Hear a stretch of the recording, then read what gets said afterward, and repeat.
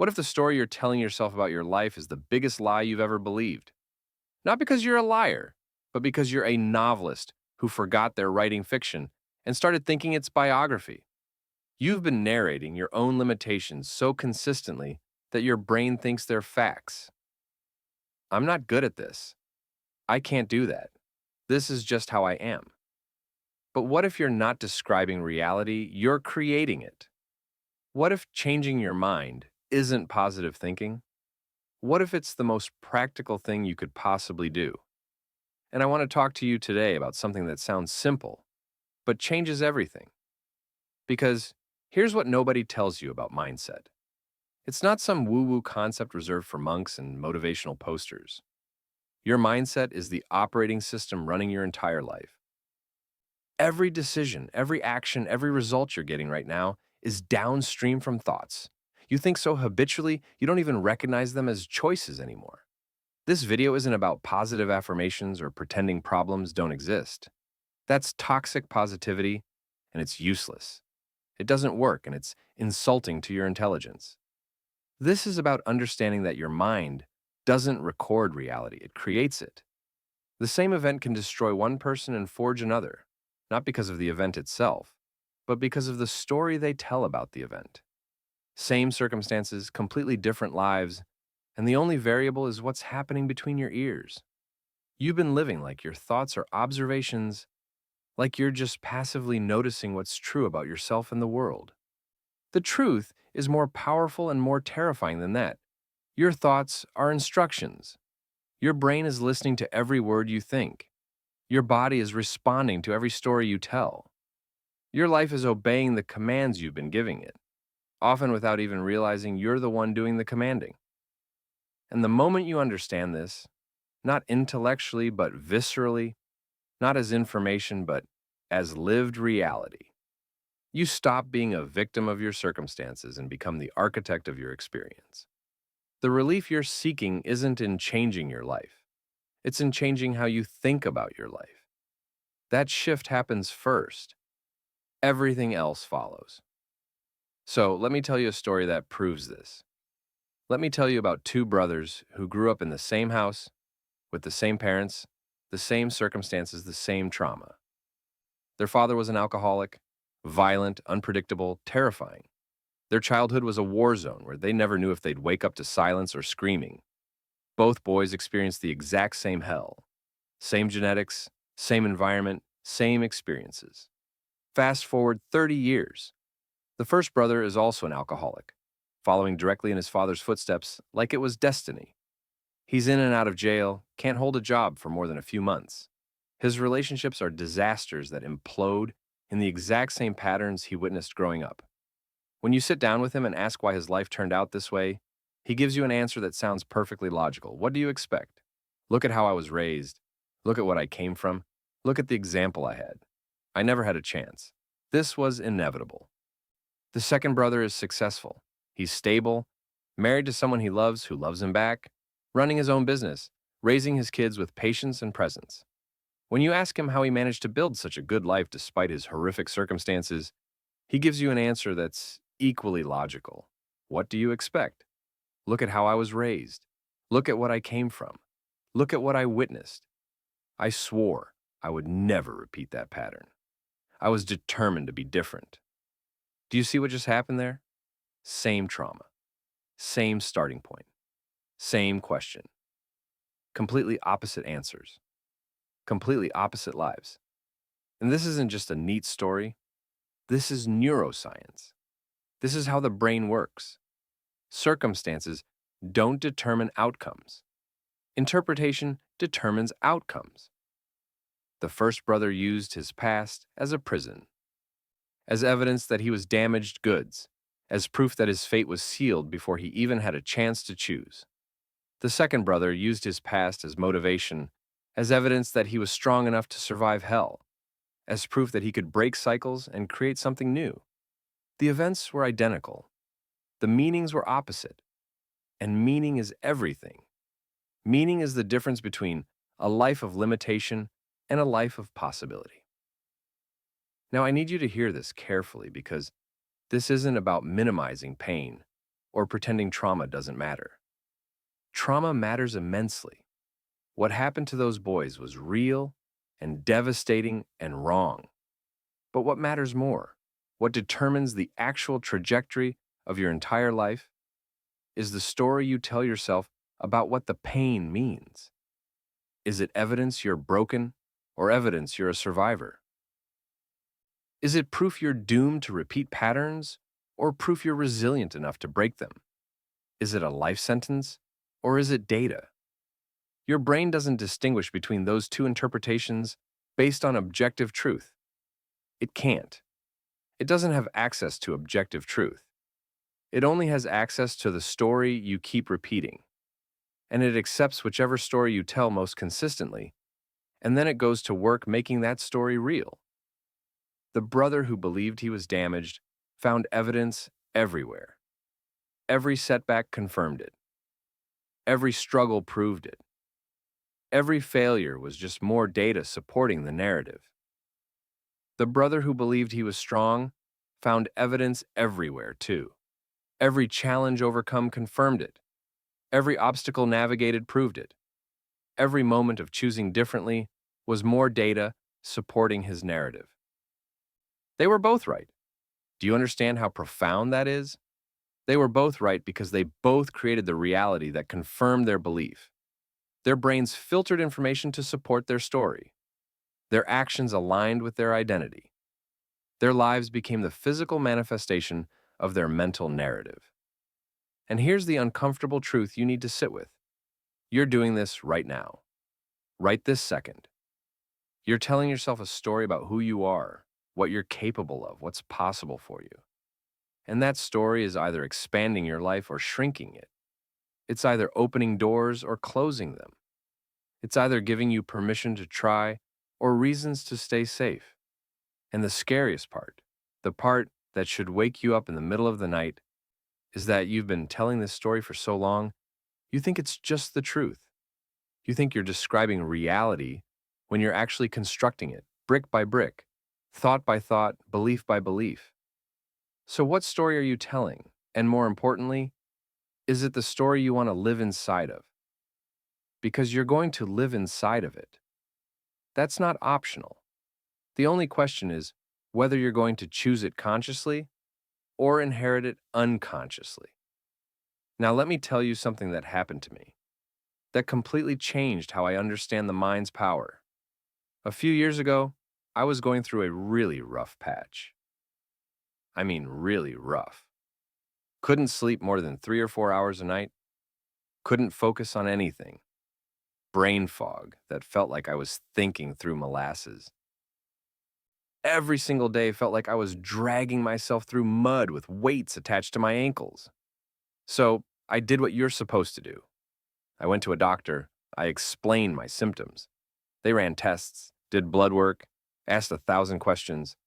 And after all of that, the doctor sat me down in their office and said, "You have chronic fatigue syndrome. It's a lifelong condition. There's no cure. You'll need to manage this for the rest of your life." They handed me pamphlets. They gave me strategies for coping. They essentially told me, "This is your new normal. Get used to it." I walked out of that office with a diagnosis. And here's what happened next. And this is the important part. I got worse, not a little worse. Dramatically, significantly worse. Because now, I had an explanation. I had a label. I had a legitimate medical reason why I felt terrible. And my brain latched onto that diagnosis like it was a life raft in the ocean. Every single time I felt tired, which was constantly, I thought, of course I'm tired. I have chronic fatigue syndrome. This is my condition. This is who I am now. It became my identity faster than I could even process. I stopped being a person who was tired and became a tired person. Do you see the difference? For 6 months, I lived inside that diagnosis like it was a cage. I arranged my entire life around being someone with a chronic illness. I canceled plans because people with my condition need to preserve energy. I lowered my expectations because people with my condition can't do what healthy people do. I told everyone I met, "I can't do that, I have a condition." It became my introduction. My excuse, my prison, and my identity all rolled into one. Then, one day I was talking to a different doctor. someone I trusted deeply, someone who'd known me for years. And I mentioned my diagnosis almost casually, like I was talking about the weather. And she stopped me. She pulled up my file on her computer, looked at the test results, and said something that shattered my entire reality. Who told you that? Based on these tests, you don't have chronic fatigue syndrome. You were going through an incredibly stressful period, and you were exhausted. That's not a syndrome. That's not a lifelong condition. That's called being human under extreme stress. I sat there stunned, literally unable to speak. For 6 months, I'd been living inside a story that wasn't even true. For 6 months, I'd been identifying as chronically ill when I was just temporarily exhausted. And the moment she said those words, something lifted. Not gradually, not over time, instantly. Like someone had removed a heavy coat I'd been wearing that I didn't realize I could take off. The fatigue started dissolving within days. Within 2 weeks, I felt like a completely different person. I was sleeping normally, thinking clearly, moving through life with energy I'd forgotten I could have. Nothing about my body had changed. The only thing that changed was the story I believed about my body. And here's what that taught me. Here's the lesson that I need you to really absorb. The story I believed about my body was more powerful than my actual body. When I believed I was chronically ill, my body responded accordingly. It gave me chronic illness. When I stopped believing it, when the story changed, my body responded to that too. It gave me health. Now, before you misunderstand me, I'm not saying all illness is in your head. That would be ridiculous and dangerous and dismissive of real suffering. Physical illness is real. Pain is real. Disease is real. But I am saying this. The meaning you assign to what you're experiencing changes how you experience it. Two people can have the exact same physical symptoms and have completely different lives based on what they believe those symptoms mean. One person has chronic pain and decides it means their life is over, they're disabled, they're broken, nothing good can happen anymore. Another person has chronic pain and decides it means they need to adapt. They need to find new ways of doing things. They need to become creative and resilient. Same pain, completely different lives. Your mind is not passive. It's not just sitting there recording what's happening like a camera. It's actively shaping what happens next. It's interpreting, filtering, meaning making, and then it's sending signals to your body, your emotions, your behaviors, based on those interpretations. So, what diagnosis have you given yourself that might not be true? What story about your limitations have you accepted as fact when it might just be a temporary interpretation? What label are you wearing that's actually just a costume you forgot you put on? Let me give you another way to think about this.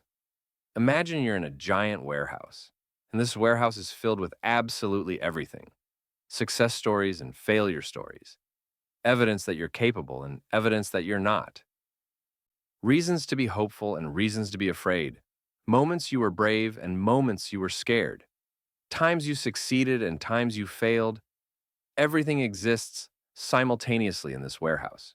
You walk into this warehouse with a spotlight. That spotlight is your attention, your focus, your mindset. And wherever you point, that spotlight determines what you see. If you point it at your failures, that's all you see. The warehouse is full of other things. Your successes are right there in the darkness, but they might as well not exist because you're not illuminating them. If you point your spotlight at your inadequacies, at all the ways you don't measure up, at all the things you're not good at, that's your entire reality. If you point it at possibility, at evidence of your growth, at times you've overcome things, suddenly you see paths forward you swore weren't there 5 minutes ago. The warehouse didn't change. The contents didn't change. You didn't add anything or remove anything. Only your spotlight moved, and that movement changed everything. Most people think they're being objective. They think they're just seeing what's there, reporting the facts, being realistic. But you're not seeing what's there. You're seeing what you're looking for. And you're looking for what you've trained yourself to expect based on the story you keep telling. So, where's your spotlight pointing right now? What are you illuminating and what are you leaving in darkness? Because I promise you, whatever you're focusing on is growing. Whatever you're giving attention to is expanding. That's not mystical, that's mechanical. That's how attention works. Let me break down some core truths you need to understand. First truth, your mind is a filter, not a camera. You think you see reality as it is, objective and clear. You don't, you can't. Nobody can.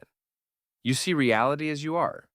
Your beliefs act as a filter, letting certain information in and keeping other information out. Two people can be in the exact same room, at the exact same event, and have completely different experiences because they're filtering differently. One person walks into a party and their filter says, "Nobody likes me. Everyone's judging me. I don't belong here." They see evidence of that everywhere. Someone doesn't smile at them and it's proof. Someone walks away mid-conversation and it's confirmation. Another person walks into that same party and their filter says, "I'm interesting. People enjoy my company. I have value to offer." They see completely different evidence. Someone doesn't smile and they think that person's having a bad day. Someone walks away and they think that person needed to use the bathroom. Same event, completely different reality. Second truth, beliefs create evidence, not the other way around. You think you believe things because you've seen evidence, because you're being logical and reasonable. Actually, you see evidence because you believe. Your brain is a confirmation machine. It's wired to find what you tell it to look for. If you believe you're unlucky, your brain will catalog every unlucky thing that happens and ignore every lucky thing. You'll remember the one time you missed the bus, but forget the 10 times you caught it. You'll notice when things go wrong, but discount when things go right. And then you'll look at your mental catalog and say, "See, I told you I'm unlucky. Look at all this evidence." But you created the evidence by selecting it. You're not being objective, you're being selectively attentive based on your pre-existing belief. Third truth, the story you tell becomes the life you live. Every story has a hero, a villain, a challenge, an outcome. In your life story, who are you? Are you the victim, the person things happen to, the one who never catches a break? Are you the hero, the person who overcomes, the one who finds a way? Are you the supporting character in someone else's story? That narrative determines everything. You literally cannot outperform your self-concept. If you see yourself as someone who fails, you'll find a way to fail even when success is handed to you. If you see yourself as someone who figures things out, you'll find a way forward even when the path is completely blocked. Fourth truth, your thoughts are not facts, they're habits. Most of what you think today, you thought yesterday, and the day before that, and the day before that. You're running on autopilot, repeating the same mental patterns over and over. Those thoughts feel true because they're familiar, not because they're accurate. You can change a habit. It takes effort and awareness and repetition, but you can change it. You can change a thought the same way. It's not easy, but it's possible. And it's the most important work you'll ever do. Fifth truth, mindset isn't positive thinking. It's possibility thinking. This isn't about pretending problems don't exist or slapping a smile on your face while everything burns. It's about asking a different question. Instead of "given this situation, what's wrong?" you ask, "Given this situation, what's possible?" Same facts, different question, different life. So here's what you actually do with all of this. Here's the practice. First, do a thought audit. For one day, just one day, track your dominant thoughts. You don't have to write down every thought, just notice patterns. Are your thoughts expanding or contracting?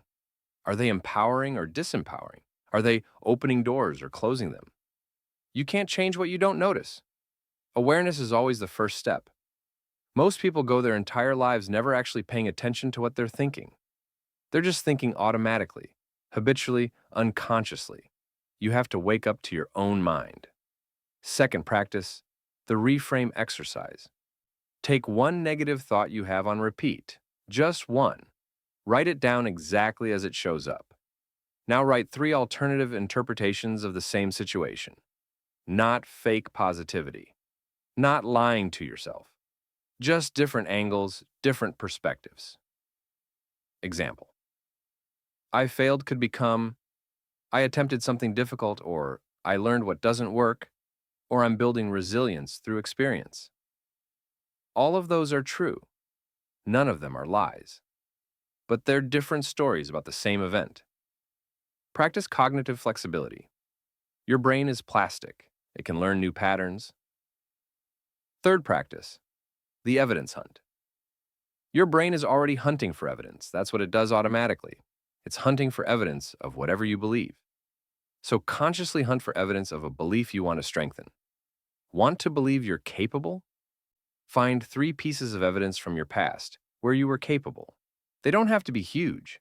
Small counts. Train your spotlight to look in a different direction. Fourth practice, the question swap. When something goes wrong, notice your automatic question. For most people, it's, why does this always happen to me? That question assumes victimhood and creates helplessness. Swap it. Ask instead, what can I learn from this? Or how is this happening for me instead of to me? The quality of your questions determines the quality of your life.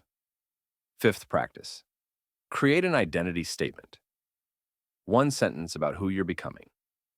Not who you are, because if your brain doesn't believe it yet, it'll reject it. But who you're becoming. I am becoming someone who keeps promises to myself. I am becoming someone who sees challenges as opportunities. I am becoming someone who trusts their own resilience. Say it every morning. Give your brain a direction without triggering resistance. So here's what we've discovered today. Your life isn't shaped by your circumstances. It's shaped by your interpretation of your circumstances. You learned that two people can experience the same event and create entirely different lives based on the story they tell about it.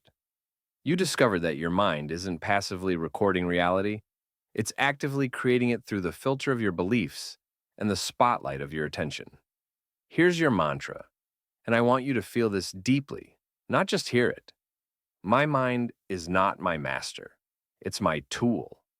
I am not a prisoner of my thoughts. I am the architect of them. And the moment I change my mind, I change my life. This isn't magic.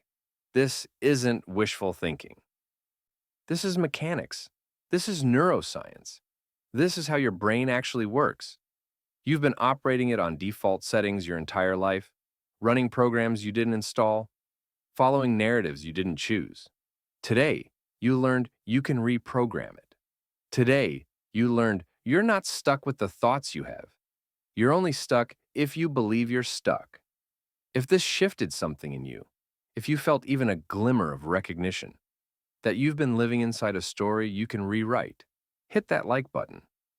Comment and tell me, what's one belief you're ready to challenge? What's one story you're ready to change? What's one thought you're ready to question? And subscribe, because we're all architects here.